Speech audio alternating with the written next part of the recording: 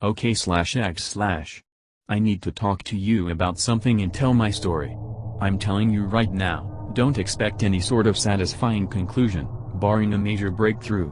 Also, if updates come slowly, it's because I was told by my psychologist to take my time and get every detail I possibly can. There will be some parts written that will be more for setup than anything else, and the green texted parts will be, quite literally, flashes taken from my memory. This whole ordeal takes quite a bit of concentration, so please bear with me. When I was 8 years old, I had a gap in my memory. This gap was over a little over 12 hours and took place during a family weekend at our cabin in a state park. I could remember waking up in the cabin on our second day there, early in the morning, to go snowshoeing. Then I remember pulling into the driveway of our home later that night, with my family who were all dead silent and me feeling terrified. I had nightmares for 2 years that would wake me up, screaming. My sister did too. My parents were never mad at us. They were very understanding, and never asked what the nightmares were about. I never asked my sister about hers. I knew in my gut that we both dreamt about the cabin and our final weekend there. That's all I could remember about them. They were about the cabin, I was running, and nothing else. It got to be too much for me after 2 years, having this gap, not remembering. I finally built up the courage to ask my dad, why don't we go to the cabin anymore? I remember the look on his face, the blood had completely drained from it. He looked horrified, then angry, then confused. He asked me, you don't remember? His voice was quiet, a whisper. I just shook my head, no. He looked relieved. He put a slightly scared-looking smile on his face and said, there was a fire and it burned down. It was pretty bad, and you were young and scared. Your brain must have hidden the memory of it from you so you wouldn't be scared anymore. My brain can do that? Yes. Your brain can do some funny things. It's all to help you though, so don't think about it anymore. Okay. That was it. It was my dad, no reason for him to lie to me, except about Santa Claus. Of course, Elle believed him.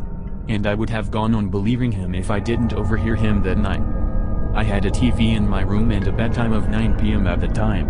My sister, being 4 years older, would get to stay up later. One of my regular habits would be to watch TV after I went to bed by muting it and putting the captions on. So that night I did the same thing, and when my father thought I was asleep, I could overhear him talking to my mother and sister. I won't bother you with the whole conversation, just the important parts. He doesn't remember. Repressed probably. I told him there was a fire and not to dwell on it. If he asks anymore, tell him one of our lanterns got knocked over when we were setting up dinner. I didn't sleep that night. Hard to do so when you find out your whole family is conspiring against you and you don't understand why.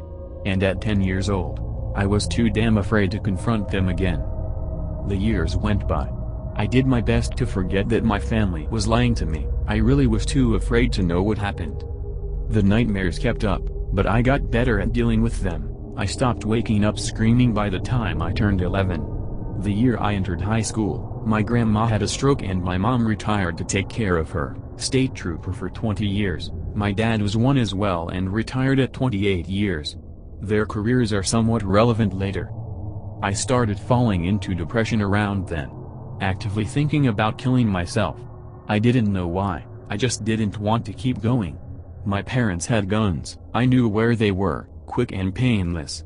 I almost did it in my sophomore year, but couldn't will myself to pull the trigger. I was 20 when I decided I had enough. My first girlfriend, lasted 2 years, cheated on me, broke up with me, and I didn't see a reason to go on anymore. She knew about my past attempts and history of depression. Only one I ever told to that point, and got scared and called the cops on me. I was put in a psychiatric institute for a week, and was put in touch with a psychologist to help me. I'm sorry guys, I know I'm going slow enough already, but this next bit is hard. I need a few minutes. Half hour or so and I'll be back.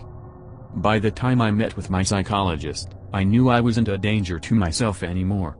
I had decided that I couldn't do that to my family. And it wasn't some medical professional who made me come to that decision, it was my uncle. He owns a vending company and stocks the machines. One of his clients is the psych institute I was in. He pulled me aside at lunch and begged me to do what I had to get better. He told me how my dad informed him of what happened to me, How he was sobbing uncontrollably, how until my dad got the words out he was afraid his brother was telling him that he was sick and going to die.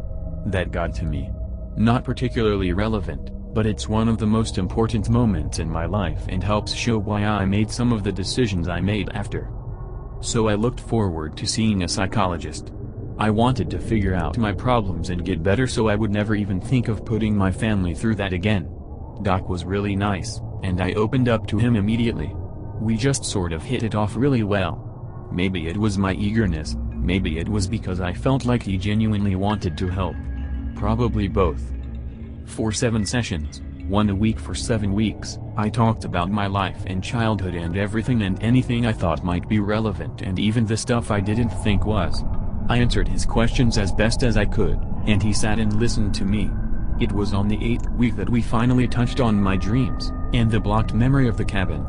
I don't know why he waited so long. I had admitted that I had trouble sleeping due to nightmares almost all my life in my 3rd session and there wasn't a follow-up until now. Maybe he was just trying to get to know more about me and get me more comfortable with him before he broached it. But he broached it, he did before he broached it. Let's talk about your nightmares.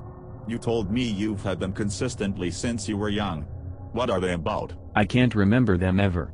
Just little bits. I'm at our old cabin, I'm running, I'm scared. Nothing else. I told you about our cabin, right? Yes. You said you spent a lot of time there when you were young. Sounded like you loved the place. Did something happen there? Yes. What happened? I don't know. I can't remember. My dad says there was a fire. You don't believe him? No. He lied. Why do you say that? It was then that I related to him everything you currently know. The lie my father told me, the agreement between my family to keep up the lie, and of course the total block of what happened. A blocked memory of a cabin from childhood, nightmares since, family not telling me the truth for my own good, depression years later, and a suicide attempt. I was every psychologist's wet dream, and I knew it when I saw Doc's eyes that he had written this up to one of 2 things. 1. I was molested. 2. I witnessed a murder. 3. Both. Don't think it hadn't crossed my mind. I had pretty much written that off as what happened, especially once I started unblocking pieces of that memory and parts of it fit. The more I remembered though, the more I realized that's not what happened. So, don't go writing me off just yet. So, this is when Doc and I got to work. He had me start keeping a dream journal and writing as much as I could about the nightmares the second I woke up. We did meditations during the session and had me practice at home. He even took me to a friend of his who was a hypnotherapist where I was told I wasn't susceptible to hypnotism, probably because I believe it's total bullshit. I threw myself at unblocking the memory with Doc's help. I was done running from it. I was done ignoring it. I even told my family that I knew the fire story was a lie, but they still wouldn't tell me a goddamn thing. My father actually almost took me off of therapy after that, which I knew was a risk, but I begged and pleaded not to. He finally relented, but still wouldn't talk about that day. At the advice of Doc, I even revisited the cabin once. I went in the summer and during the day. It was a ruin and burned to the ground. I had gotten pieces of that day back by then and I knew there was no fire and I have made the assumption that my fire came back at some point and burned it. 4 fucking years. I did all of this for 4 years, and still I am. I don't have all of the memory back. Just pieces. I have filled page after page, book after book, with details of my nightmares. Repeated and repeated until finally something new would come out. And that would repeat and repeat and repeat until another new thing came up. In those same journals I would sit and write as much as I can remember after each meditative session. Doc and I don't know what happened yet, not the whole story. But we're still piecing it together. I brought up sharing the details with you guys and seeing what you thought.